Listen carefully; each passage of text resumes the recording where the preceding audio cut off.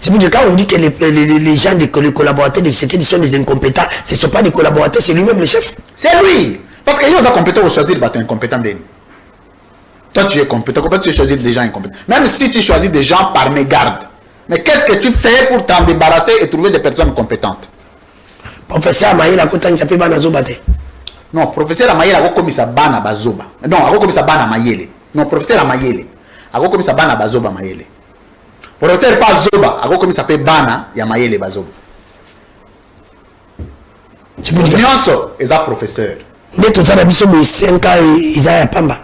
C'est l'autre. C'est pour ça que je dis là, si 5 ans, si 2028. 5 ans, oui, 2028. Oui, on est d'accord, Fachi a commencé en 2028. Moi, je suis de ceux qui pensent que la République doit fonctionner avec les règles démocratiques. Tout ce qu'il y avait, a comme d'ailleurs soufflé, à l'embi na épée. En 2028, a aucun candidat président pour soutenir, pour passer un amboko. Si on a coquité premier mandat, on a peine accueilli pour lui mutumsuboche. Oh, sur le plan, il y a droit constitutionnel congolais. La guerre est déclarative. Il faut présence d'ordonnance à déclarer état de guerre. La société internationale.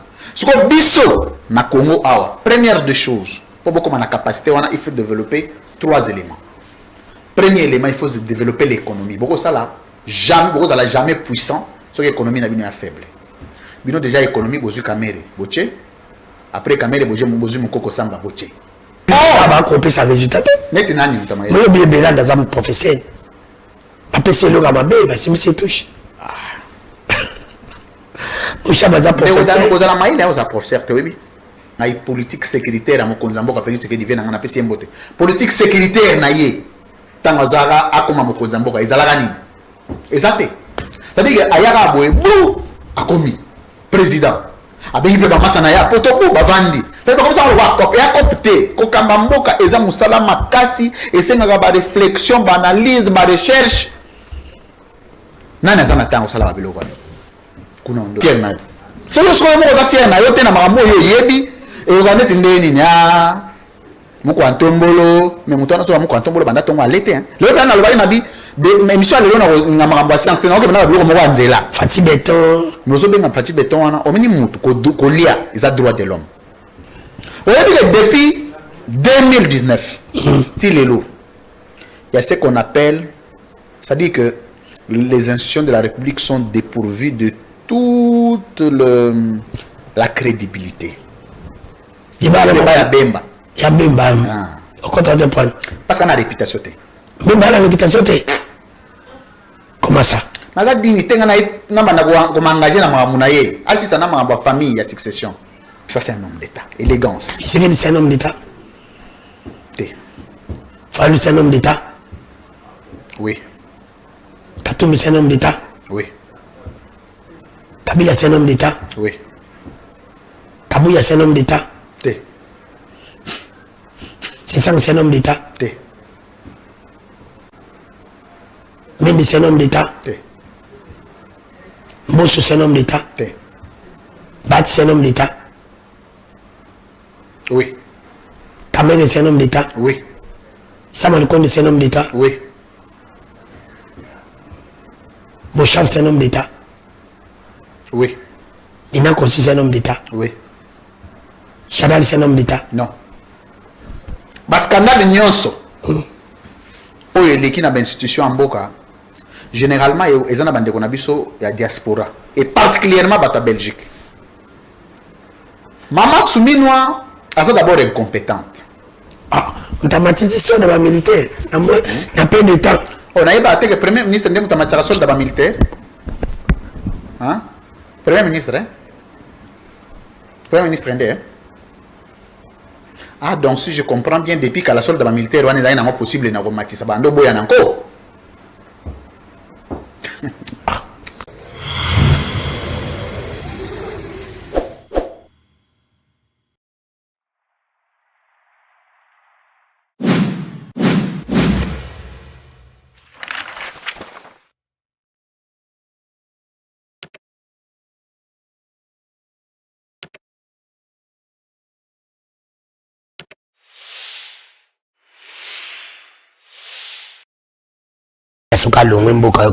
Même le président a allé en place.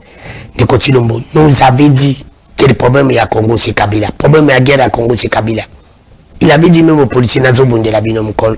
Puis surtout comment na pouvoir cause la malam. Les loups ba comme na pouvoir. Est-ce qu'il va pesi o bango ba lobaki. Mexique n'a pas de nyonso bazali kolanda biso. Bobo sanate bo s'abonner na chaîne abisa YouTube ndeko dano. Si vous comptez s'abonner partager. O like ça la kamalam les seuls moyens o bino bo qui contribuer na mosala ndeko dano qui faut là. Bo s'abonner cause la malam parce que aba boko soka analyse ndeko dano ya ngai moko chaque jour. Pendant 30 minutes, comme je vous avais dit, aujourd'hui, je vais recevoir mon amboka Louis France, DG à CNN Télévision, comme le Karbetani Masolo Actualité, et amboka Nabiso, mais sans oublier aussi les journalistes. Comme le Karbetani Masolo, la corporation Nabiso, c'est lui qui sera notre invité à ça déjà. Mais avant tout, banda, candidat le banan, lui, maman, Kende Gobenga, papa, Ibsen de Kodano Abadi, Ibsen Banabatika Makelele, Zoa télécommande, si on a Siliti Bopisi Bango. Batana bango novelas pas plenga ilo comme si la kate avant to banda to zanon ba elima na biso boza komona rentrée parlementaire ensemble provincial à Kinshasa pa mona mboka Levi Mbuta isalima kilenjo là je profite de cette occasion pour na saluer mona mboka Papi Matezo le président ya ba président nyonso ya ensemble provincial na ilo na ba sali kokap c'est lui qui est le président cette fois-ci au moins ils ont honoré. Rentrée parlementaire, union, c'est l'Assemblée provinciale et c'est le qui lundi et tous sont respectés. Ça, c'est ce que moi je veux l'unité de l'Assemblée provinciale et cause de la malam, de Boussangani, le président de l'Assemblée provinciale, Papi Matezo, le président, Levi Mbuta, premier vice-président. Mbuta là, ouverture et session de l'Assemblée provinciale et à Kinshasa, APK, en image.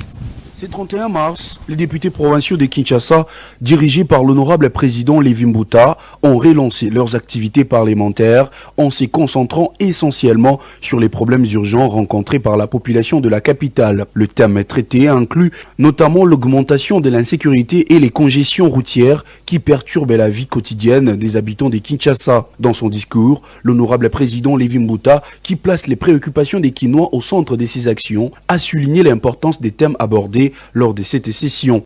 Comme vous le savez, notre pays est actuellement secoué par une crise sécuritaire et humanitaire sans précédent dans sa partie orientale, notamment dans les provinces du Nord et du Sud Kivu. À cet effet, l'Assemblée provinciale de Kinshasa profite à nouveau de cette occasion pour s'insurger contre les bombardements meurtriers de populations civiles, pour saluer la bravoure de notre armée nationale, FARDC, ainsi que des forces d'autodéfense nationale, dites Wazalendo, qui se battent jour et nuit au front avec la grande détermination pour la défense de la souveraineté, de l'intégrité territoriale de notre pays. Pour le numéro 1 de l'Assemblée provinciale de Kinshasa, cette session est capitale pour aborder les taux de criminalité alarmants et concevoir des mesures tangibles face à l'activité des bandits armés. La présente session s'ouvre dans un contexte particulièrement marqué sur le plan sécuritaire. La ville de Kinshasa connaît actuellement les taux de criminalité le plus élevés au premier trimestre de cette année, lequel est induit par l'activisme fulgurant des bandits à main armée, dont le mode opératoire actuel est le braquage des banques, de maisons de camistes, des supermarchés et autres lieux de commerce qui ne peuvent plus fonctionner dans la quiétude, c'est au risque d'être attaqués à tout moment.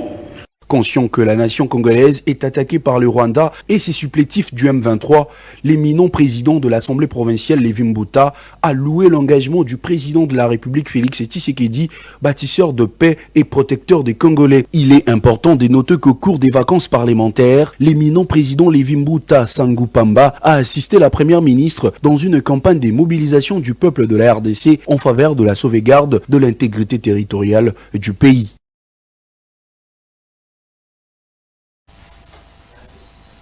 Merci, wana bouti kolanda image ya ouverture ya APK Assemblée provinciale de Kinshasa. Oui, kamba makaipa mona mbuka Levi Mbuta, je crois, après lundi, beaucoup soit il y a Congo central, oyo. Et quand même pas mon amboka papi Matezolo les grands gouza. Notre invité là, mon amboka lui France, DG à Sénétresse, mon amboka lui France Mbote. Mbote, les Kodamon, Mbote na ba Congolais nyonso, Mbote na ba balandi émission na yo. Émission comme on a le ban na yo toujours le ban na biso. Félicitations à l'équipe technique nyonso, et félicitations na yo pour ça la Congo. Tika Nda Ogaroga Anima. Merci. Boni Sénétresse. Sénétresse za kitoko, na profiter de sa bagent, pe ba cadre nyonso Sénétresse Mbote. Téléspectateurs nyonso banaka musala Sénétresse ko sala Mbote. Je crois qu'ensemble tous allons capables de changer le monde. Tu sais ça comment va te parler, j'ai rappelé non ma bien photo le ba vérité ça mission to le baraka ba de pas pesa le belé la chaîne to le belaka ba politique ba bisu yo za elle na zoti photo na mutabi ande ko danu ya mbaye ya za rappeler gouvernement ba politicien mais mon copé ba te bazo kende na chaîne na ba bi makasi ba te bazo ko kolongwa longwa na chaîne na mingi ngana kamanga bi mais c'est vrai abisinga ouais Eza bongabi. Ah, c'est bon, on retourne à DG Mutuna. Il y a Sénétresse. Parce qu'on a dit que la séparation, ils ont la biblique. La séparation, elle est biblique, mais ceux qui va bilo que belé, au sala madame mingi. Natuna, c'est vrai.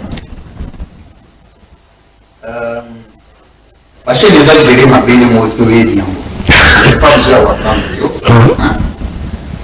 De deux, sans fausse modestie. Sans prétention aucune, parce que nous sommes beaucoup à Marambou, il y a un souci. Non, allons-y. Il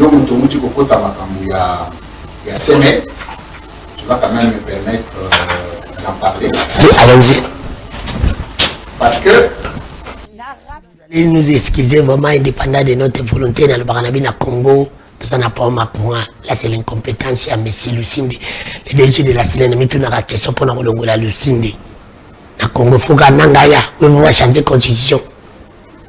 Dans Kambako, ah, tout ça peut être un vrai gombe. Ceux qui ont aucun des pamba, bon, on a cité place Bisou de Fanda, ils sont pas pauvres aux Alandais. Merci, on est là en direct, il ne faut pas nous appeler, tu vas m'appeler Télélo, au team de la Bisou Batesto, tu Congo Tangango. Il ne faut pas nous appeler Botine de la Batesto. Nous sommes là en direct à Kinshasa, qui est la capitale de la République démocratique du Congo. Mon amboka lui France, DG à CNN Télévision, à Zanabiso. Mon amboka lui France. Tout dans l'angle des Bézaki par rapport à la chaîne de télévision, ça qu'on gère, va dire, tu fais ça mal, va dire pas que ça l'ennemi. Moi, il est qu'est-ce qui ne va pas? Parce que depuis, moi, va départ, M. Salemi, est-ce qu'il a aux autres? ils ont un départ dans CMLT. On a vu toujours le départ, Nini. D'abord, c'est les médias OEP, il y aura le mieux de tous les médias privés, déjà. Il faut se mettre d'accord. C'est vrai? CML, ils ont le média qui paye le mieux les agents. Il y a des médias non privés, sans fausse modestie. Comme nous, nous avons un terrain, on a CML, c'est le média privé où ils ont arriéré à 4 jours. On a arriéré à 2 minutes. On a arriéré de salaire, nous avons un retard à salaire à 1 jour.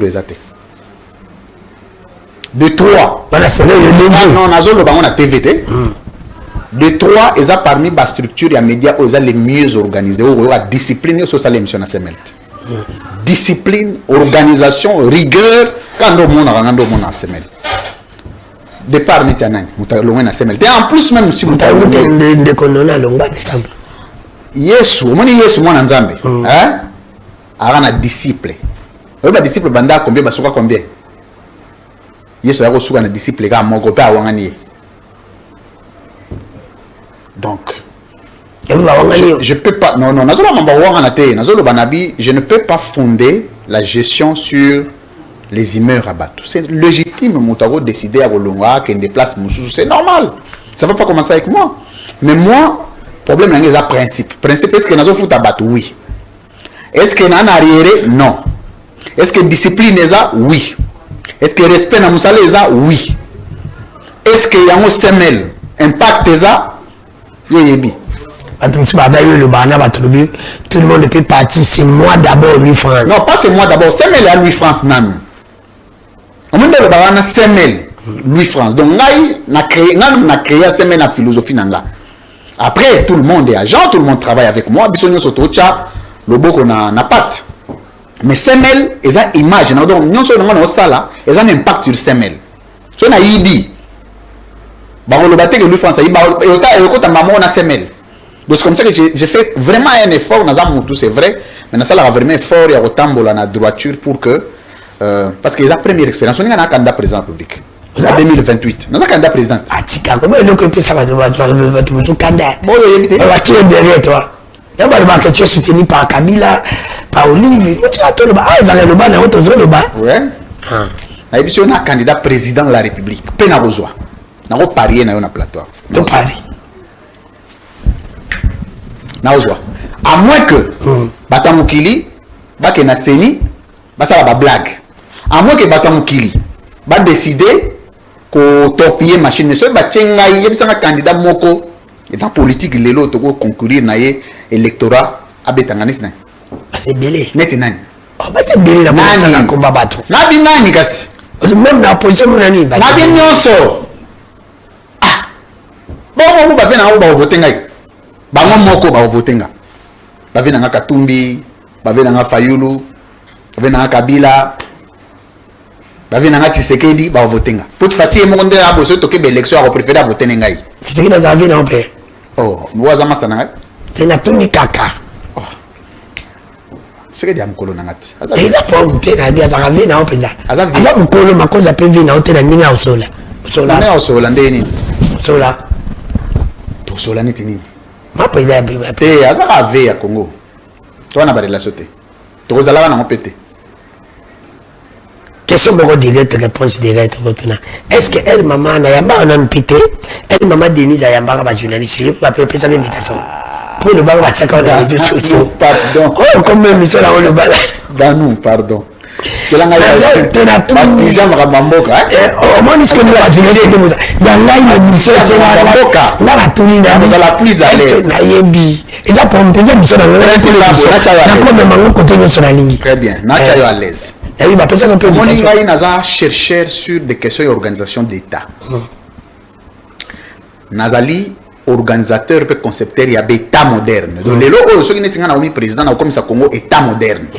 Tu veux État Congo État moderne. Les gens n'ont État té. Ce que le État moderne c'est exagéré. Les gens n'ont État té. Les gens État té. Docteur Banana comme État moderne. Aux Alamsale Belé. Moussala Makasi. Ça tu penses que tu vas les faire dans 10 ans? Na évité au moins déjà aux deux premières années, Congolais n'y ont sur place aux alliés aux indices de développement. Merci. Ce que vous avez dit dans la démocratie classique, conviction. Conviction universelle, les a raté. Vous comprenez? La conviction universelle n'existait pas. La conviction est une question d'abord individuelle. Ok? Mutuna mutu a répondre à la conviction naïe. Bateau le bakenda pas, tu sais qu'il va diableté. Ok? Bateau peut pas qu'il en opposition, bah sainteté. C'est pas des saints. Il n'y a pas de saints, il n'y a pas de diable. Mutuna mutu il faut répondre à la conviction naïe. Ce qui est conviction naïe, c'est qu'il faut soutenir Tshisekedi. Et à droit naïe, et nous devons respecter. Mutu musu pas venir à soutenir Tshisekedi, c'est sa conviction, il faut respecter. Maintenant, le problème est à la ranini. Les lois arrivent à soutenir l'opposition, l'autre à soutenir une majorité. En ce moment, tu as la conviction dans les années. Pourtant, la conviction est une vertu de perception sur la question. Par exemple, le monde dit que non, il faut exagérer bien. Il faut dire pour bien. Mais tu me conviction avec Félix Sédé ça la bien. De ces deux personnes, la raison. Mais pourvu que Moutouna Moutou a d'abord persuadé la conviction. Parce que conviction, et ça va être la TV. La conviction, non. La conviction est une valeur républicaine. Valeur d'État. Il y a une valeur à défendre. Il y a une valeur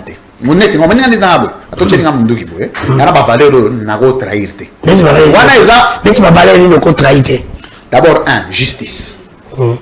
Place de justice, il y a un million et simbate. Intégrité. On est honnêteté. On est naboya. So personne on réunir les journalistes nyons sur Congo. Journalistes mo ta tomber le bogue na l'aide à 1 franc. Azalate. Ya so. Les journalistes ba confrère na na pesi ba mbote. Tout. Mutu moko ta boye bisa que Louis France to sala na aide à cop moko boye. Ali anga 1000 francs azate. Intégrité. Son PC pas ni comment.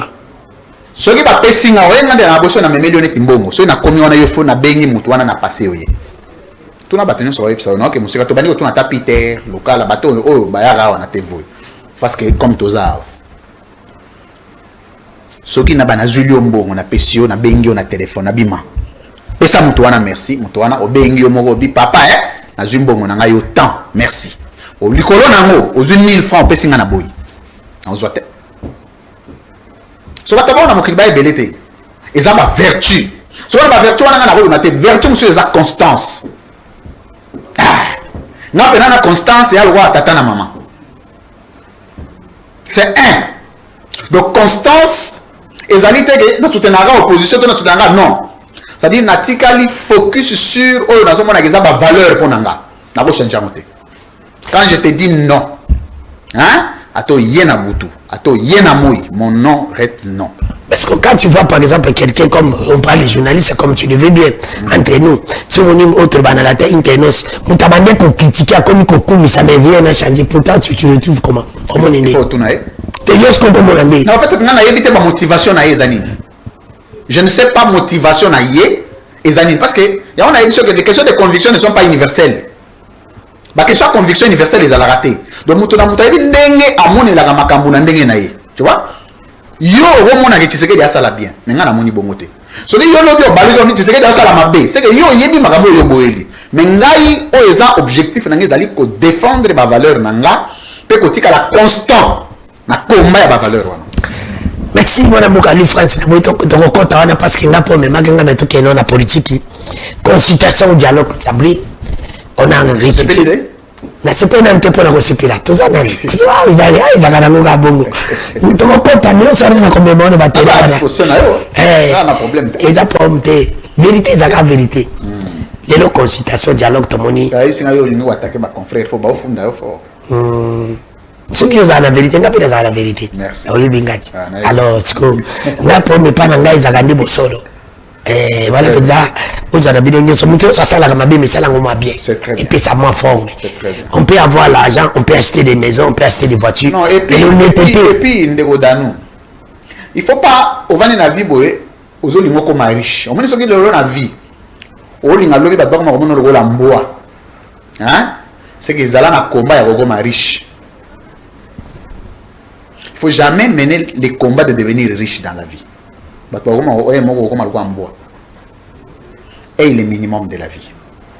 Au lait, on a une place à Rolala, à la limite, on a un moyen de déplacement, c'est tout. Koko mate kozala non, on a besoin de 5 ndak. Or, yo ma coquille à kozala na 5 ndak wana, on a mon anoto, ça la prostitution politique.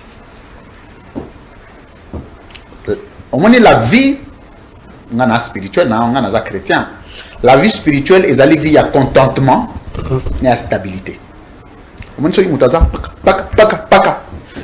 part, il y a un contentement. Il y a une consultation, un dialogue. En tant que journaliste, au cours de consultation, il y a qui se dit. La consultation, c'est par Kabila, la différence, c'est Zawapi, par exemple. Très bien. Déjà, il faut noter biloko moko. To banda ko définir, to na sala ba benga la balise terminologique ya ba concept. O ba bengi consultation. Consultation est un concept politologique. Et constitutionnellement, droit positif congolais est emprunté concept wana et ça intégré dans la constitution article 78. On comprend? Article 78 est posé par fondement. À quel moment tu es dans une étape de consultation?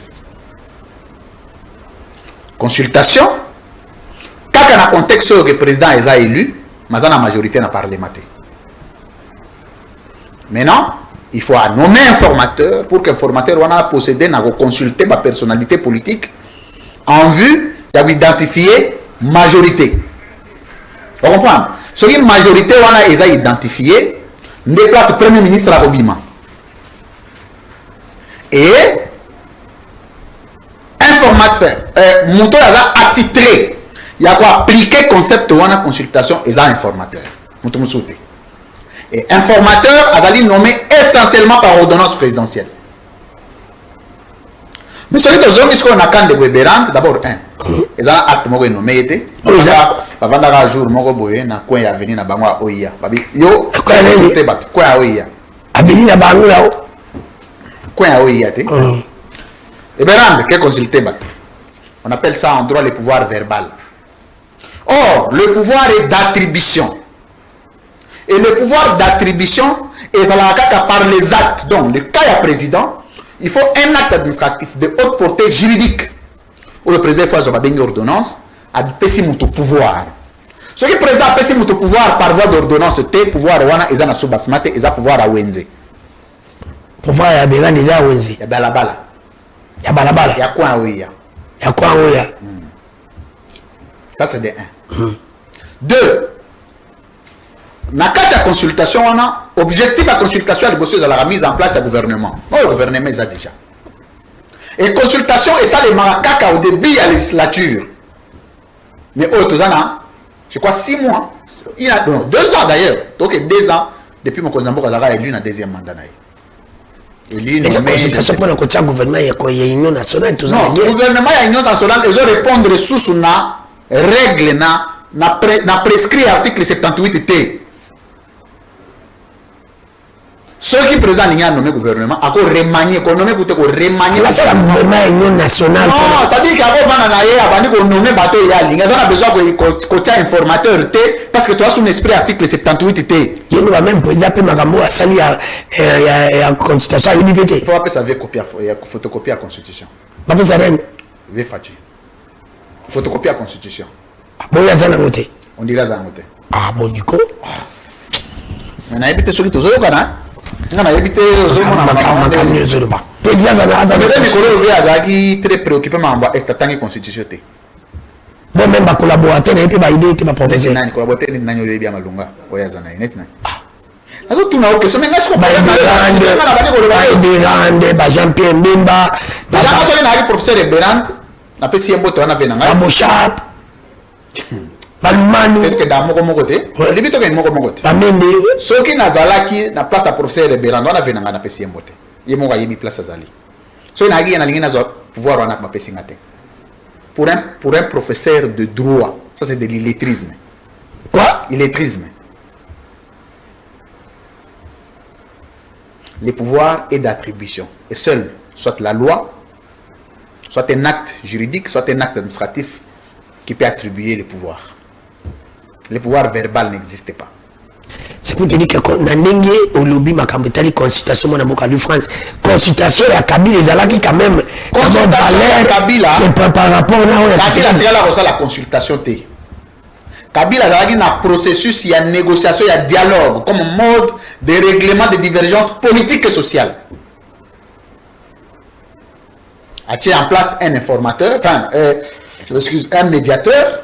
Médiateur a envie de rapprocher la classe politique pour retrouver un accord politique entre majorité et opposition. Mais il a consulté quelques pouvoirs. Il a consulté par notre ami, comment Janou le PPV, il s'en a munganga. Sérieux.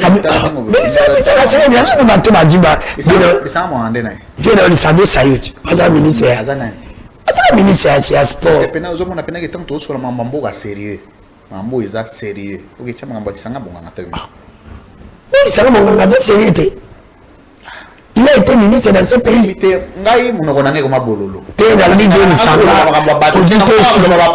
Ozipe mon idée là. C'est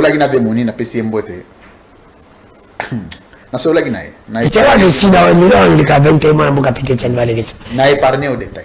Teme ba poser bangwana ti. Est-ce que peut kaya? Na to no question moko. Ngana to na mituna. Viens mon isiko ba consulter qui en tant que Asa opposant. Il y a tant que regroupement ni.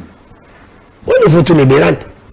Là to na mituna ti. Le journaliste a monné nos ebate. Ce que Berand de mo ebane. On est dans un professeur à toi.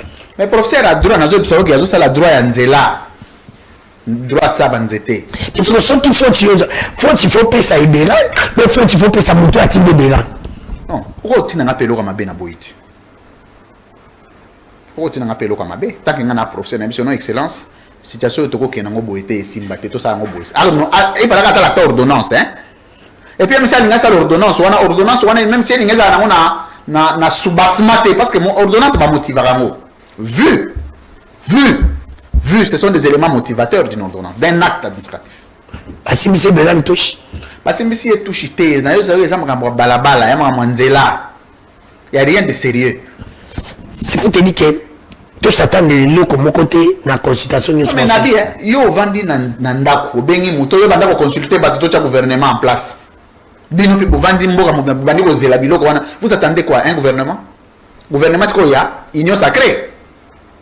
On dirait ils ont makambo le gouvernement ils ont en place déjà et salité mais ce que le gouvernement ya sikabakocha et osala. Bona boka comment ndeko Félix Tshisekedi? Ata bozui Yesu. Bocheli est premier ministre. Mboko yesimbate. Quoi? Ata bozui Yesu. Yesu Masiya mwana Nzambe. Nzambe na biso. Pour comme si premier ministre n'ata président Tshisekedi esimbate. Tu veux prendre ma cause à Félix? Oui. Absolument. Non seulement Félix, problème il y a Félix c'était. J'ai toujours dit comme chercheur parce que moi biso nous pensons, biso to pense à la République. Dans le monde, nous diriger comme on a là. Hein? Nous pensons au diriger là. Non, ça dit que ngai nazo, ça dit que osana idée ya mboka, ça dit ndé mboka il faut ezala. Bino soko botala ba ndenge mboka eza. Biso ba penser total ba ndenge mboka il faut ezala. Na monde, mboka po se développer. Seul le moteur a pouvoir à changer mboka na malamu to na mabe eza mokonzi mboka. Mutu ata yo premier ministre oza savant et simbate. Soki mokonzi mboka za incompétent. Incompétence wana eza transmissible na bato nyonso. C'est pour dire quand on dit que les gens, les collaborateurs de sécurité sont des incompétents, ce ne sont pas des collaborateurs, c'est lui-même le chef. C'est lui. Parce qu'il est compétent pour choisir les bateaux incompétents. Toi, tu es compétent. Comment tu choisis des gens incompétents? Même si tu choisis des gens par mégarde. Mais qu'est-ce que tu fais pour t'en débarrasser et trouver des personnes compétentes? Professeur Amaïla, non, professeur Amaïla a commis sa bana bazoba. Non, a commis sa bana Mayele. Non, professeur Amayele a commis sa bana bazoba Mayele. Professeur pas Zoba, a commis sa bana ya Mayele bazoba. Tu peux dire Nyonso est un professeur. Mais tout ça, il y a 5 ans, ils ont Pamba. C'est l'autre. Parce que ça fait 5 ans, c'est 2028. 5 ans, oui, 2028. Oui, nous sommes d'accord. Fachi a commencé en 2028. Moi, je suis de ceux qui pensent que la République doit fonctionner avec les règles démocratiques. Tout ce qu'il avait, a commis d'essouffler, à l'embi na épée. En 2028, a aucun candidat président pour soutenir, pour faire un amboko. So na kokite premier mandat na pe na kei bolugi mutu musuboche.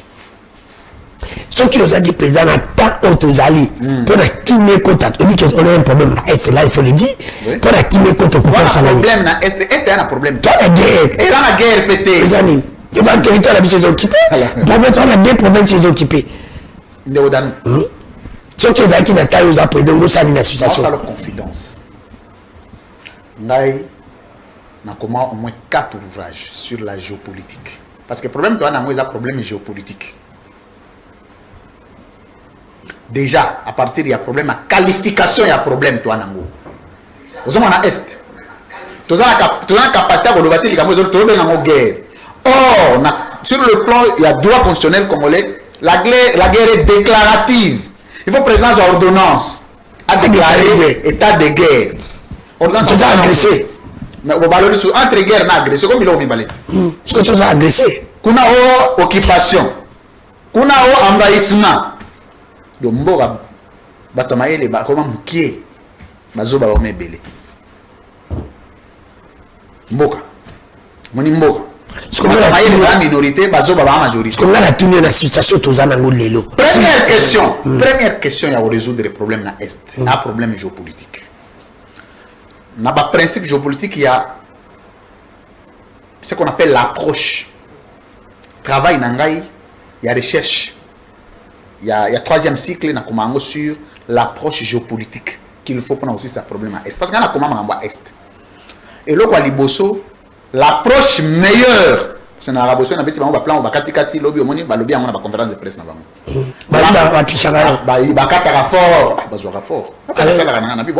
comment il y a un problème? L'approche qu'on appelle la pragmatique. Pragmatisme, ils allaient principe na kati ya société internationale, notion ya société internationale. Regardez, na ça le scénario moko. Biso na soto za na kati ya communauté internationale, to ba ratificateur ya organisation internationale. Par exemple, biso ka ya Conseil de sécurité des Nations Unies, biso to na Union africaine, so ine tingana yo danu to ninga to bunda. Union africaine, to Conseil de sécurité des Nations Unies, il faut ça la nini et ya intervenir pour kabola biso. Mais les États-Unis d'Amérique, ils sont membres du Conseil de sécurité des Nations Unies. Ce qui est simba un Américain, Amérique est mindu que bomi bino, bakota la route makamba Conseil de sécurité des Nations Unies wanate. La société internationale. Ce que biso na Congo awa, première des choses, pour beaucoup la capacité wana, il faut développer 3 éléments. Premier élément, il faut développer l'économie. Beaucoup ça là, jamais puissant, ce que l'économie n'a bino faible.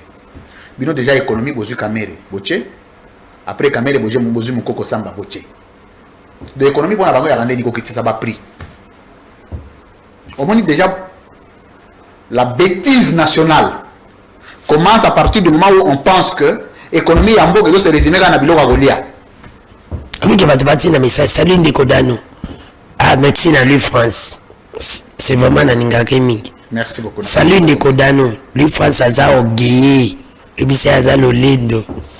Salut Ndeko Dano, je vous suis. Je vous suis en direct, vraiment merci Ndeko. Nalinagaye alobaka bien. Merci. On va dire développer tes amis. S'il vous plaît, faut pas nous appeler, nous sommes en direct. Non, il n'y a pas de problème. On va développer tes amis. On est tous sangisa mayele, to confronter d'intelligence. Hein? De lui France a mis idée. Yo pe, ça nini? On a mis idée, on lui non place on lui France lobby, il faut abonter, il faut la boîte pour ton amour. C'est un débat mayele. Yes go, on lui France a orgueillé. Mais ma tamayele pour le but ça va couper sa résultat. Mais c'est nani tamayele. Mais le bien bélan dans un professeur. Après c'est le gamabe, bah c'est monsieur touche. Usha baza professeur. Mais on a la mayele, on a professeur tewebi. On met sur quel namboka. Pour vana namboka, tenga vana namboka. Na kola namboka na. Na bota mankuna. Namboka. So ok. Omoni maladi oyo biso tobengaka babengaka nini rat na mboka eza na bato muntu moko yatanga te azwi ka gilet akati yo nzolo pa azwi mwa nini ya bicarbonate ba poussière babambi boye mutu abiki mais boke na ye na HG mutu akufi. Ça signifie que l'intelligence n'est pas seulement le titre. L'intelligence c'est la capacité de résoudre les problèmes. Capacité ya mutu. Il y a résoudre les problèmes à long terme. C'est ça l'intelligence. Alors, ce quand on est professeur, ce qu'on a la capacité de résoudre les problèmes en Zalaba, Congolais, tu as Zoba. Merci. Mon amour, à France. Dossier, il y a Madame. C'est ça qui était ma Est. Allons-y. Approche géopolitique. 1, il faut développer l'économie. 2, il faut équiper l'armée. Armée, le loi est ndeni. Bon, on va faire un 14 mituka. Pour nous retambola na bazamba. Non. Pour nous retambola na bazamba. L'armée c'est l'intelligence. Ce que tu dis lelo bande ko bazo ko maboye sangai politique sécuritaire à mokonza mboka Félix que divena ngana pesi mbote. Politique sécuritaire na ye tanga zara akoma mokonza mboka ezalaka ni. Exacté. Ça veut dire ayaka boye bou akomi président. Abengi pe ba masana ya potoko bavandi. C'est comme ça on va copier copter ko kamba mboka eza musala makasi esenga ba réflexion, ba analyse, ba recherche. Nani azana tango sala babiloko wana kuna ondozo mona nani bato basala bafetite on mboka le France tout ce qui a des sujets mosusu eza makasi sozolo baboye bato ine sacré ya orgueil eza lolenge bamessage eza kote ebele so babilata na message tozatuna baquestion nga bazalaki nango bazotala baodelelo totanga ntiki mpe tokontinue kotanga ntiki parce que na moi déjà nakoma professeur d'université. Le mois de juin, le 15 juin, je suis professeur. Et l'ingé ko la que tout ça fier. Mbogo et puis c'est tout. Hein? Tout ça bien fier yage oza made in Congo. De moi na mboka Congo, même na poto ba fier na yo, mindele ba fier na yo. On a consultant international. Na consultant. Organisme personnalité. Na fier na yo. So biso siko na kati ya mboka wa soki neti to bandi ko miteka na neti mapa neti kwanga fierté o nyonso Congo il faut za na ngo za na parce que lelo o moye bo tout la ba congolais to les a sous-souté même moto bo na ndolo ba un certain moment o bu Atiasili. Azuka Malard accueilli. Donc il faut que les Congolais soient fiers de certaines élites. Net ba biso ce qu'on fier na yo mona il faut banana on va fier na yo. Après on va fier na yo. Ce que on va fier na yo te na makambo yo yebi et vous en êtes ndeni nya. Moko antombolo mais muto na so moko antombolo banda tongo alete hein. Le bana lo ba na bi de émission le na makambo science te na ko na biloko moko anzela. Fati Beton. Nous sommes bien Fati Beton wana o mini mutu ko lia ils a droit de l'homme. C'est le droit le plus inaliénable. Kolia, komela, kolala. Il y a besoin de Congolais nini o ya liaga soga oginzala. Netina. À part les politiciens. Ah, bon biso diaka c'est oginzala te. Hein? Tu diaka muto to liaka ce qui biloko beyi. O moni ko lia wana zolo ba est-ce que yo zana ba era kolia? Dano. Na bien. Est-ce que yo zana ba era kolia? Ou bien liaka tango kutani nango. Tala. Kolia on a le bien nini so 12 heures de beti temps d'abord so 8 heures de beti pas déjeuner. 13 heures pas grand repas. 15 heures pas au grignoté. 20 heures pas le repas léger. Au salaire. Papa, yo nano 20 heures ko gelona na bambouteillage ko luka mbongo. To dala ngala otonga mboko moni ngai. Na otongela bino mboka. Merci. Voilà bon to fala bino te. Na otonga mboko yo. Dossier policier Ntumba Timanga Nicole. Balobi Azana. Policier balongoli de soi-disant où il y a le commis général de brigade à outil de Tata Mokonjikolo à Pometaki, il me semble. Pometaki est sur la matière grade. Donc, Mokonzambo va promettre de l'eau d'anneau et bien. Ah, Mokonzambo, la balle.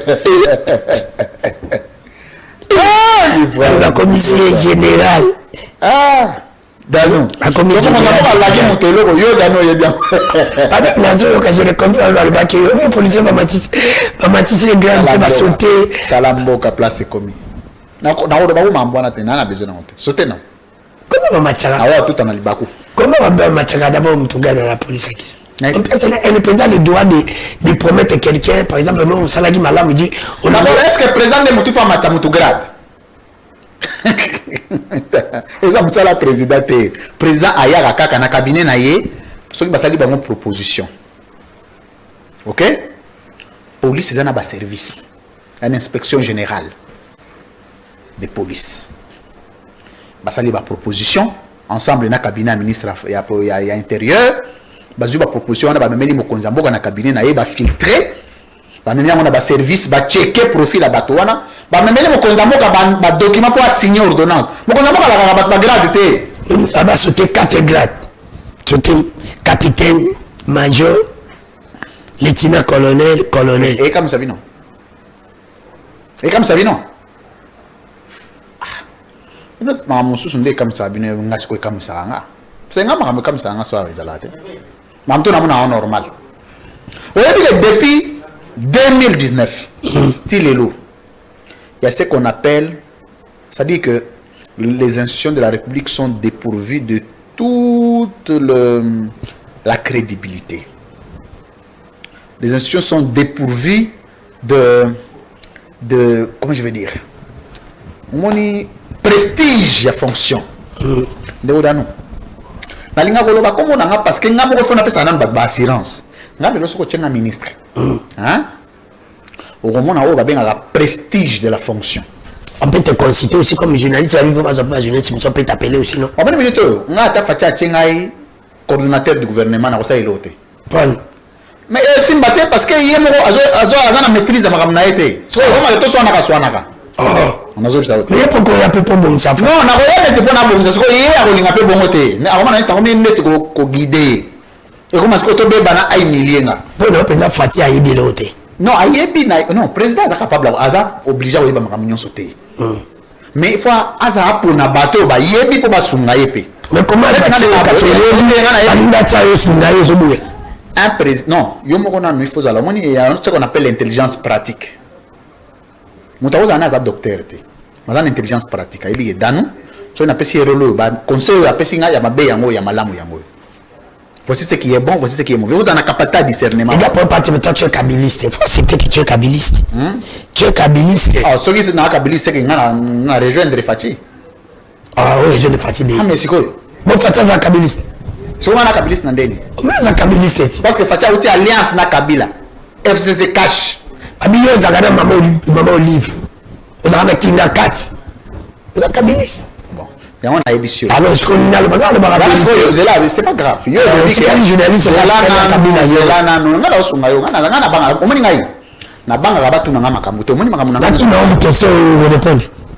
C'est la thé. Tout ce que je fais, j'assume. Je suis un homme qui assume ce qu'il fait. Moi, je ne suis pas. Je suis. Non, moi, je ne suis pas. Non. Moi, j'assume. Pas ne pas na muta matata. Pas ne pas muta fayulute. Pas ne pas muta katumbite. Un kabiliste. On so yena chombo na nga. Ba numéro ba to na to eza to sola. Est-ce que pas na muta anate? Un kabiliste. Bon, na ndimi na ngai na kabiliste. Mieux faut que to za la kabiliste ko za tiseketi. Moi je soutiens M23 parce que Kabila a pas M23. Ngam na ba ote Tshisekedi na mbimba bato baloba. Bon, omoni ndeko na ngai. C'est des débats légers. Il faut biso ba lutte, hein, to élever débat. Vous avez on est là, yo somona nga déjà nazo attaquer moto, o sali boy, o somona nga dana attaquer moto na ba média. Somona nga yebi sanga lelo déjà que nous France a attaquer moto tel, autant dans institution, soit journaliste net na. On appelle ça l'organisation des éléments de la grandeur. On est un homme civilisé. Donc pour n'importe débat, il faut un débat moi boyo ba congolais so ba mona ngona sens. Yana ba débat musuna kota ngote. Débat ya Bemba. Ya Bemba. Au contraire de point. Parce qu'on a réputation té. Bemba la réputation té. Comment ça? Maga dini tenga na banda ko mangaje na mwana ye. Asisa na mamba famille ya succession. Bemba za dini té. Ah. Nazo ebisa asisa na mamba succession. Déjà famille so ko gérer té. Bo bien public ko gérer. Ah. On appelle homme d'État. On a un langage d'État.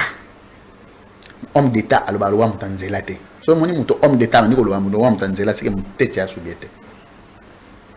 Un peu comme ça, tu as un boutiste. Quand un homme d'État te parle, oui, ça c'est un homme d'État. Élégance. C'est un homme d'État. Fallu, c'est un homme d'État. Oui. Katoum, c'est un homme d'État. Oui. Kabila, c'est un homme d'État. Oui. Kabouya, c'est un homme d'État. Té. C'est un homme d'État. Té. Mende, c'est un homme d'État. Té. Mbosso, c'est un homme d'État. Té. Bat, c'est un homme d'État. Oui. Kamene, c'est un homme d'État. Oui. Saman Konde, c'est un homme d'État. Oui. Bocham, c'est un homme d'État. Oui. Inako aussi, c'est un homme d'État. Oui. Chadal, c'est un homme d'État. Non. Mon amour Califas, de ce de ce assumé. Vous la jouez pas en étant dans le même c'est ça au tigal net moi qui dit ba. Qu'est-ce qu'il dit ba?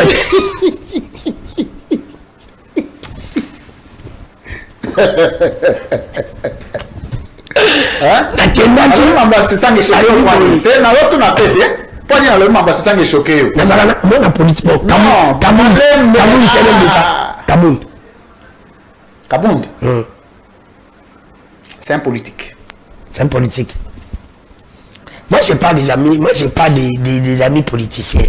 Ils ont contraint dans sa vie. Ah, on banana. On répond à la question. Tu n'as pas dit si on a besoin de banana. On a vu maman de l'île, c'est choqué. On a choqué pourquoi? Il n'a pas choqué. Jamais. Non, on demande aux hommes qui étaient. Non, non. Là, par exemple, c'est ça. On a eu ça homme d'État. Oui. Pardon? Il y a même trop de balle.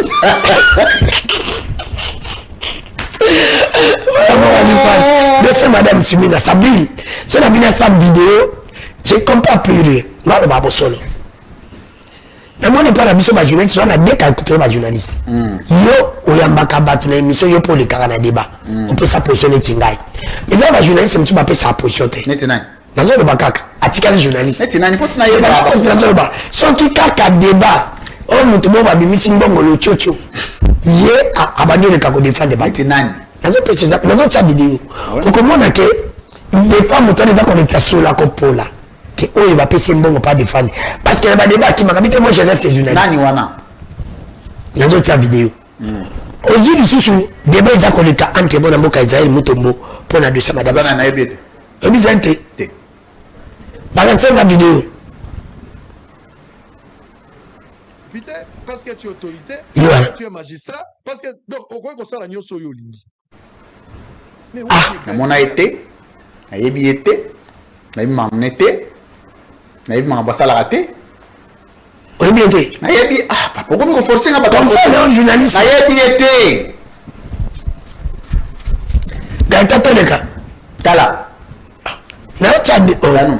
na zolo wana na image wana ipselo mo toleki na tala leste tu es à l'aise et toleki ba confrère là ba yebani banane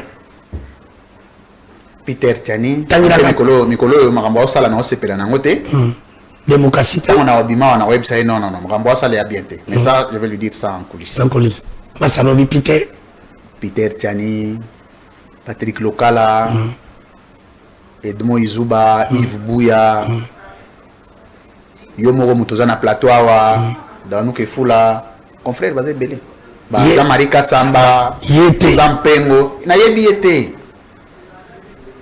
c'est banana na ya omoni na wani mutu so na yebi so na yebi ete peut-être na vous attend au sana ta na obima na vérifier ça de ça madame Sumino côté Jinaï Bomi Moutou les gens disent que c'est lui il était lui en tant qu'homme intellectuel est-ce que Sumino en tant que premier ministre ata azwaki sansini kindenga azwaki côté Jinaï Bomi Moutou soka yibaki tengano peto yibite est-ce que ça na partie à responsabilité cortège na yebomi mutu te ba torturer mutu ba yozoyer na maboko zo ba ngire mutu kutaki côté Jinaï bazoni na ye bazue ba torturer ba bourrier est-ce que ça na responsabilité ba responsabilité nyonso eza likolo ya mutu na ye prouvez-nous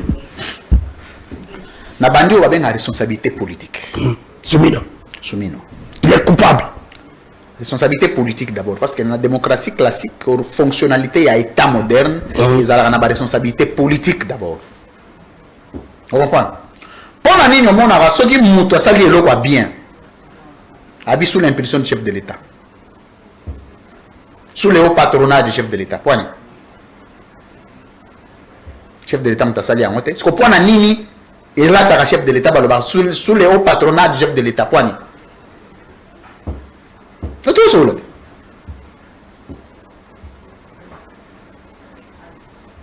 na bakisi boye pona nini makambo nyonso ata moto adetourne mbongo bato balobaka Tshisekedi gouvernement na ye na bato na ye baniyibi pwani Tshisekedi moto ayibi mbongo te moto ayibi mosusu pona nini elataka ye la responsabilité politique bato oyo nyonso baza pembeni na yo oyo baza sous pouvoir na yo ba acte na bango en bien comme en mal et ça na conséquence sur yo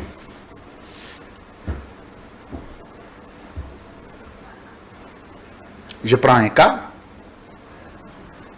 soki major wana oyo bozomona akangaki Kagame aye komema ye awa na Congo bolingi bolobaka victoire eza nani wana ngi ya chef de l'état wana ngi ya Fati Beton ndeko na ngai baskandale nyonso oyo eleki na bainstitution ya mboka généralement eza na bandeko na biso ya diaspora et particulièrement bato ya Belgique mama Suminwa aza d'abord incompétente ntamatiti so na bamilitaire na peu de temps nayeba ate ke premier ministre nde moto amatisaka solde ya bamilitaire premier ministre nde ah donc si je comprends bien depuis que la solde de militaire wana ezali nango possible na komatisa bando boya nango est-ce que na oloba nini natuni kaka nango natuni na biseka avant solde de bando mata te seke nango omoni eloko babengi prestige de la fonction mokonzi ya mboka soki alingi to continue kozwa fonction wana président public au sérieux asenga mama Suminwa démissionner. Pourquoi il doit démissionner? Parce que tout en étant, comment prouver sa responsabilité? Établir responsabilité n'a été aussi longtemps, à revêtir dans le privilège de juridiction. Comment? à sa première ministre en fonction, il a invité pour assouplir la procédure. Il faut démissionner, non pas se mettre à la disposition de la justice. Ce qui est responsabilité, nous allons établir ou pas, mais pourvu que la procédure est là, déclenchée. Il y a un pouvoir dans ma boucle. Parce qu'on ne peut pas juger une première ministre en fonction pour des infractions telles que il faut démissionner pour laisser à la justice la possibilité de l'entendre, de la poursuivre, de la condamner ou de la quitter. Mais c'est pas lui. Non, l'infraction individuelle ou pas, responsabilité à moment soumis à la justice. Mais pour que la justice, il faut y aller dans la disposition de la justice. Dans la disposition de la justice, il y a le pouvoir. Il faut aller au loi. À sa couverte des privilèges de juridiction. Ils ont d'exception. On va payer sa bateau, bazali élevé dans la fonction d'État pour que l'élo, maman soumis dans la zawana, bago s'ambisser par exemple, na tribunal, enfin na cour d'appel. Mais ce qui a démissionné. Bago s'ambisser y a na cassation parce que juridiction compétente. Il y a premier ministre Zali cour constitutionnelle, parquet près la cour constitutionnelle. Or cour constitutionnelle, les infractions sont énumérées dans l'article 65-66. Ou soit il faut des infractions d'outrage au Parlement, d'offense au Parlement, d'outrage au Parlement, oui, délit d'initié. Je veux dire, il y a 3-4 infractions qui sont énumérées. Mais pour que va poursuivre bien, il faut démissionner à se débarrasser de la fonction. Il faut créer un entrave, obstacle dans la justice. Comme ça, à partir de la justice, on va établir responsabilité ou pas. Mais même si il démissionne, mais le gouvernement tombe, non? Tu n'as pas de question. Oui. Tout le peuple. Mais le gouvernement tombe. Oui, bien sûr. Le gouvernement est tombé. Bien sûr. Comment ça? On peut assouplir la procédure. Allons-y. Parce que démission, c'est démission politique. Le président peut désigner les vice-premiers ministres précédents du gouvernement pour assumer l'intérieur. Ministre de la Défense. Je pense que ça doit être intérieur. Ministre de la Défense, non? Non, intérieur. Intérieur et sécurité. Nous avons précédent, on a ministre de l'Union. Mais la vice-ministre, ça fait peine. Ça fait peine. Oui, oui. Ministre de l'Intérieur, ça fait peine. Ah, jamais Chabani. Oui, oui. Ça fait peine. C'est pas défense. Jamais Chabani Gaza. Non, défense. Et puis défense, on a sur le papier, il y a des infirmières. Il y a aussi des infirmières. Nous, on comme Goulandé. Nous autres, on a. Alors, le bidet. Oh, mais ça, il paraît que c'est des infirmières, on a un poteau sur les. Mais vous avez un cabinet? Hein? Vous avez un cabinet? Cabinet, non? Il y a président de la République. En beau? Alors, nous sommes ça. La habité. Oui, bah, attendez. Est-ce que allons-y, tu vas finir pour la truc de la République la biso. Et donc, et maintenant commence à arrêter, je vois ma montre. Et donc, dès que nous avons des godano, maman souminwa. Aza na problème moko. Premier. Groupe à bâtiment sur la Belgique. Bazana batikala ko s'attendre l'état dans un rêve le plus fou. Il va assumer ma fonction. Ma s'attendre il a voté. Jamais. Et alors il y a un ministre Obalinga ba comme pilote. Ba tant soit avion, tant qu'avion il y a dans l'icolo. Puis abani ko tant ça on ndenge ba kumba avion. Mais voilà avion ça déjà en l'air. Des situations à Congo. Ah oui. Ba bazoye ko l'avion avion ça déjà l'icolo. Ba bazoye ko la ko gérer, bazoye gérer. Non, ça dit que ba bazoye ko la ko kumba avion ça déjà l'icolo. Des situations à Congo. Nous comme le maman bé, il y a pas besoin de payer penser à solo. On a évité, on a ce que nous bengi orgueil c'est que nous fier na. Population moi c'est c'est un moment banana ya na yo so ma baba bilamba. Population même temps c'est la bien fongo la téléphone oyo. Non, population wana est toujours respecté wana bande bona biso to pesa bango mbote. Puis eux sont aux leaders des accusations ya battu, il faut prendre ça comme subjectif. Nga ya affectant ata. Mais il faut y baguer lelo, lui France a parmi les jeunes les plus aimés na Congo. C'est que lui nani je suis dans ça débat papier matériel. Soumina ndaza wana vraiment c'est pour te dire que ata asatama kita ko comment. Yena na yaga un objectif nini? Oh. Abandi ça depuis Kalati. Ayaka non, un objectif nini ayaka. Oh, à ça l'économie, yo soka da ça l'interview mo sur l'économie ya mboka. So yo ka. Osoyoka. Premier ministre incompétent. Premier ministre incompétent. Il y a incompétence, il y a des incompétences. Kamni. Parce que il y a des gens moko banda mama Soumino azawana et loko moko échangé. Et l'on m'a bé comme malamu pour na ba congolais net. Soldat va soldat avec Matisse. Au moins des soldats mon ami. Prime na soldat guerre 500. Prime ba ola ka kola. Na ko to ko ba soldat te. Yo lo ba ma mususu ngana yo tozo vivre. À terme ici $, depuis tu as 28. À côté de moi, combien? À 28. Parce qu'on a terminé ici. Et ça, 28, c'est pas ta tête. La criticité. Eh, ma tête. Et ça, la 4-4. C'est une compétence, c'est moi. Il y a quoi critiquer. C'est quoi critiquer. C'est une compétence, c'est moi. De yo, quand ta classe, vous avez la 5e primaire, on m'a raté. On m'a raté. On a ce que vous êtes compétent. On a maïl. Merci d'avoir découvert ce matin qu'on a d'émission. Nous sommes en direct à Kinshasa, qui est la capitale de la République démocratique du Congo. C'est votre émission. Le bal dans cette émission passe de lundi au vendredi, 17h15 à 18h15. Et la rediffusion de cette émission intervient chaque jour à 7h30. Merci d'avoir chaîne partenaire Nabiso. Au plus vous aurez Nabiso, c'est mon moment. Si tout le monde découvre bien, on a 12h par 22h. On est en rediffusion de la chaîne Nabiso. Au bâtiment de Nabiso, Bobo, ça n'a été que s'abonner à la chaîne Nabiso. YouTube. Construction, les amis. Ah, production Nangaï. Hein? Et là, Nangaï. Pardon? Entreprise Nangaï. Ah! Vous avez des journalistes comme si on a entreprise de construction. Ah, ma bébé. D'accord, on a fait un tonga. Hein? D'accord, on a fait un tonga. Merci. Merci. Merci vraiment de s'abonner. La chaîne Nabiso, vous partagez, vous likez, vous savez, là, c'est ça aussi la grandeur. On a nos alliés, merci, mananga, banane, boza. Vous s'abonnez. Vous partagez, vous talaka. Pour vous, comme ça, n'a pas une idée. Merci. On a beaucoup de France comme on a souka émission Nabiso, on a des rubriques Nabiso, c'est pas ici qu'on va finir l'émission rapidement. Et donc, madame, ici, la raté, rubrique Nabiso, ça rambote. Mbote, ils ont pris sa bateau, ça m'a malam, mbote. Oyo yebi na régime afati na ba basam salama be ngana zo banda na opesi exemple ça risque langage que moi ngala pesi mbote na général Kasongo Kabut c'est longa salam salama la pesi mbote na Gilles Lingeti Nké c'est longa zo salam salama la na pesi mbote na ministre tourisme Didé Pambia azo salam salama la na pesi mbote na cop na na ndimi ngandi magana ngai na pesi mbote na Levi Mbuta président de l'Assemblée provinciale na pesi mbote na gouverneur de la province à Maindo province sans richesse. Et na visi ne baza ko se battre en cause que vani les bon na pesi mbote pe na papa Léon directeur na année ya identification na kende ko za passeport na ngai wa na bunga je pense que ce monsieur là c'est un pasteur ça vous avez me dit année na bisa ki na ko porter combat na iti il faut aller bana parce qu'il mérite ça me sala malam so boyo za mtama bi papa Léon na année na identification na pesi mbote na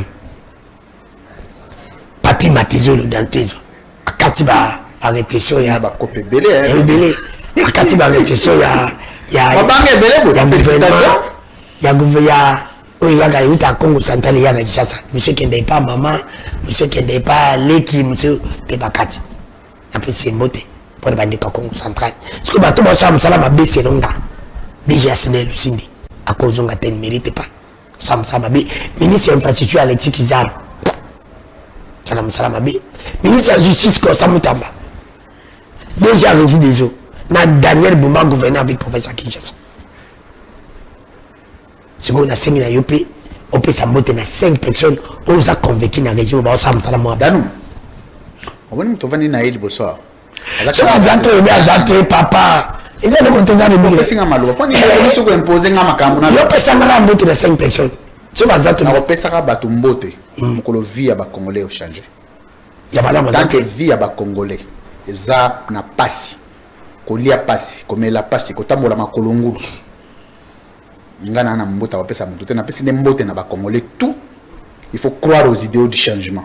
Merci sikoyo bato ba sa msala mabe na régime bango nyonso bango nyonso régime tene remonte bango nyonso tu me Félix Akanjata bango nyonso na ye mokoti mutasuko ya kengela ka ba institution oui que nous avons tamabé yonga ba ke na classe aux akaba big big za kidanu la mela la lo ba non ah monsieur là le basé là ko za ka crack na se kola na démocratie non ko ça ba joli solution ya ba ni ngai ndozo mona nga boy je ne peux pas penser que la République est à résumer au seul d'intérêt nanga c'est très dangereux.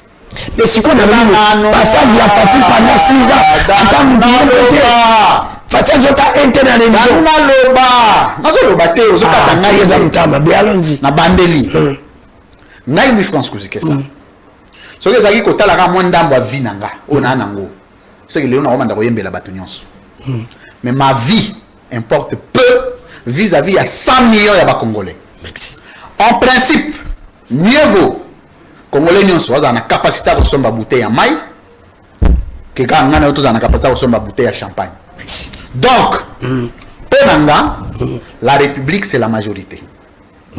Mokolo congolais nyonso même si akomi riche te akomi kolia akomi komela akomi kovivre lokola bato parce que c'est pas impossible. Pays ya moke lokola Sénégal oyo ozomona lelo bato bakomolia bato bakomomela bato bakomovivre oyo bino boza kaka Lusinde oyo boza kaka oyo non nani ministre Gisaro oh pourtant ces gens là bayaka na pouvoir makolo ngulu misu bautaka ba Rwanda bazata ne loko te na maboko tango bakokoma wa c'est des millionnaires. Merci président nana c'est ça pas comme nini yo déranger te na lo mamba Rwanda zo déranger bazozo ba millions batongi banda kuna poto.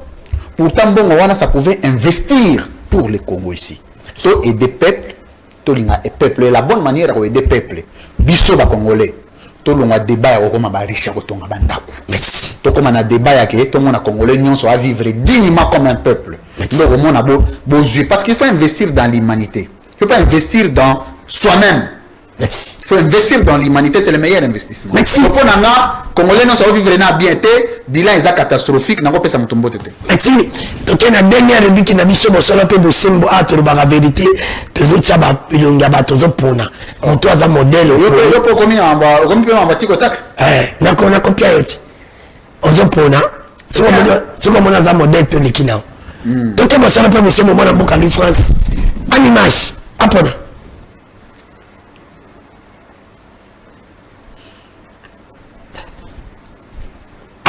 Entre les deux ministres, on a moko alongwe moko azali la ministre ya intérêt nani au passage naie ils a ko tia que soko comment ta président ko tike comme ministre mutute gaita mona na ko na continuer kolune zo continuer criminalité urbaine zo continuer donc mutute incompétence na incompétence ça va faut toneka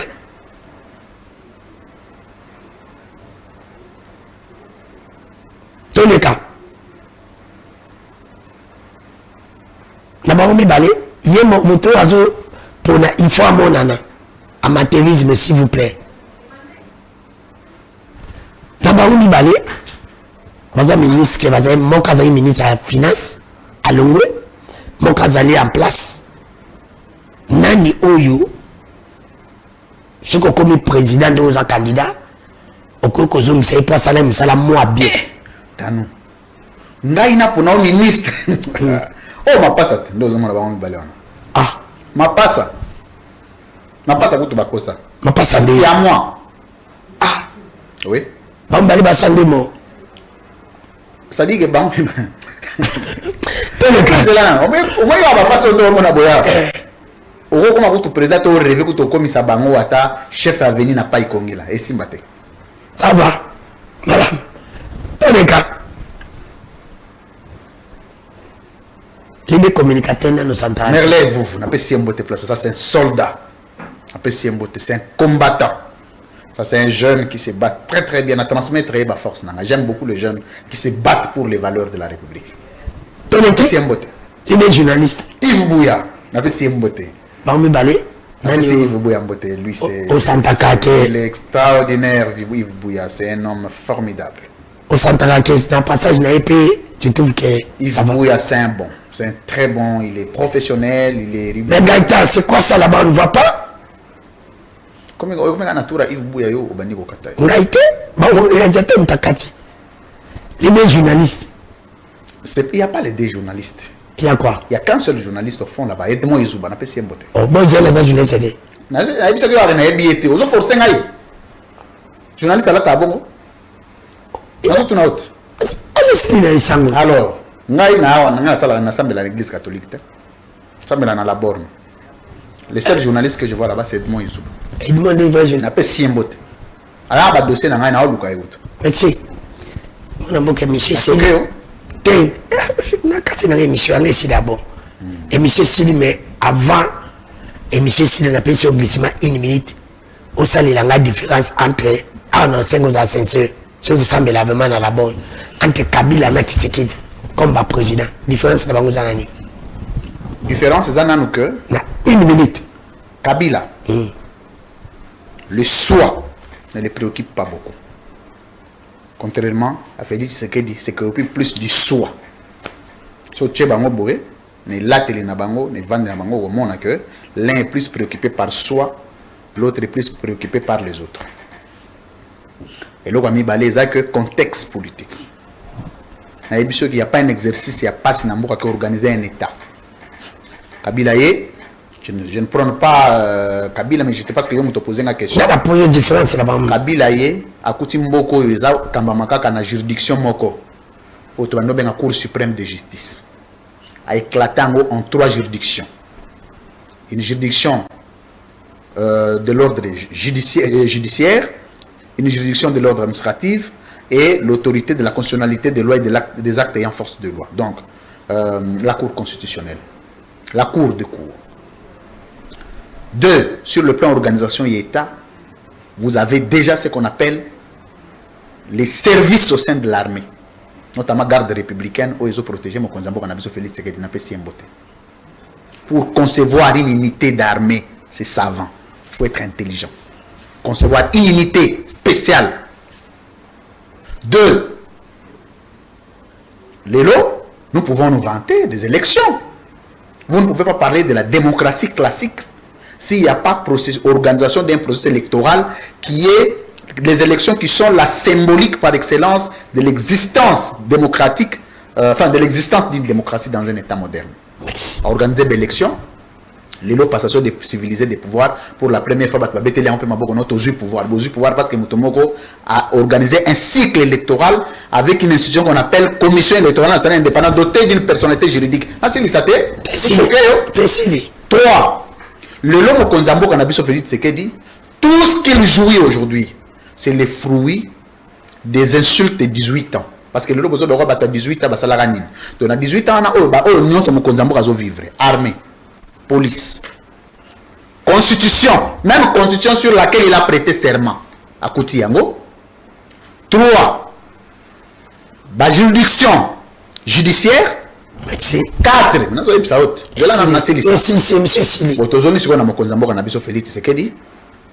Sur le plan, sur le plan des actions sporadiques, gratuité, non.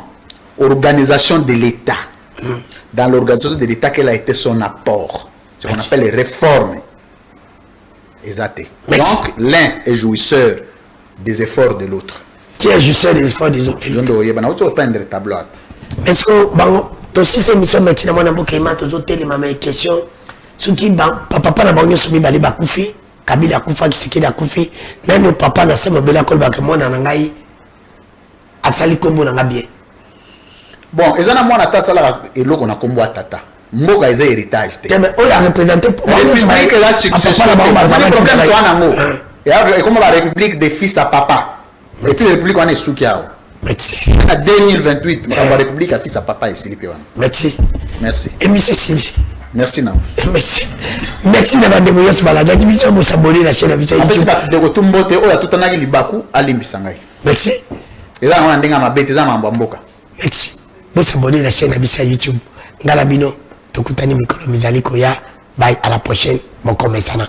Papa za télécommande depuis ça bana batia novela c'est pas prengai et le comme c'est ça. Ils sont trop prétentieux. Abi on après le logo de émission non c'est na simana ils sont. Je laisse ça. Abi Peter a produit na 20h donc le a produit le pays. Non, ce cas ça la direct donc il y a sur nationalité. On a idée. Oh, on a aux États-Unis. Oh, donc il y a la net aux États-Unis. Que Dieu bénisse d'abord dans nous. Peter Abraza. Tu n'as mis pas États-Unis. Non, on comprend. Parce que tant que le big non c'est tiré les années le côté donc c'est parce que téléphone va passer donc après émission rien. Encore produit qu'on est quand même sur la 22h. Non, mais après c'est que mon temps occupé sous terre. Mais là il est aux États-Unis. Ah, Dieu bénisse d'abord dans nous les autres. Que Dieu bénisse d'abord dans nous les autres après. Ah, il me sonne américain. C'est pas comprendre. C'est peut-être mais c'est monté déjà peut-être ça dit. Elle est arrêtée. Pero la jeunesse vous a gâté. Oui. oyo ozala na bango Peter Gauthier Seynaye et pour l'union